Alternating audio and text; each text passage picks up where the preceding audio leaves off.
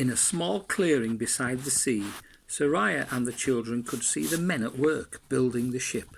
They had worked on it for a space of many days, and still it was not completed.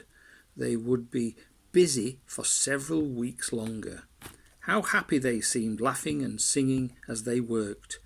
Even Laman and Lemuel seemed more content and interested in what they were doing these days. Ever since Nephi had stretched out his hand toward them and God had shook them, they had been humble and had worshipped God in all earnestness. A great cloak of peace had settled down over the whole camp. "Why aren't you helping your brothers?" Sarai had asked the children. "We asked Laman what we could do, and he told us to go away and not bother him," answered Jacob. Sarai knew well enough that neither Laman or Lemuel had any time for children, but with Nephi it was different. He always had time to find a task for them to do, making them feel that they were part of building the ship. "Why didn't you ask your brother Nephi for a job?" "Nephi had gone into the mountains," said Joseph. "He goes every day. He prays to the Lord. Mother, do you know why he does that? Nephi has never built a ship before, and neither has any of the rest of us. God promised Nephi that he would guide him.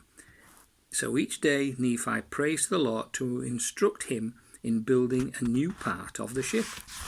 "Nephi must be a great man," said Jacob. "Yes, indeed," said Sarai, smiling to herself. Several weeks later, heavy dark clouds had hung low over the land of Bountiful all day long.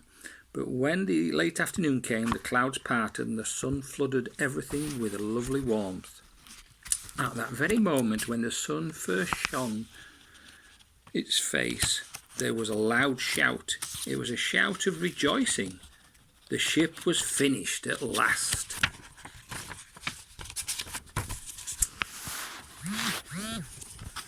As Lehi stood looking at the ship, Nephi came up behind him and put his hand on his old man's arm. "She is a fine-looking ship, my boy." "Yes," she said. "It's just as sturdy as she is good-looking," said Nephi proudly. I've seen many a ship in my day, but never one like this." The old man rubbed his chin with satisfaction. "She is different," answered Nephi humbly, "because God fashioned her after his own pattern. There isn't another ship like her." Sarai looked up at her husband, and feeling a deep peace settled upon her, she was grateful to God for honouring Lehi with the leadership of his people, even though he was now an old man. The next day they gathered much fruit and honey and got it from the wilderness. They loaded the ship with provisions according to the Lord's commandment, which included seeds of every kind. After the ship was loaded, they went down into it and sailed away.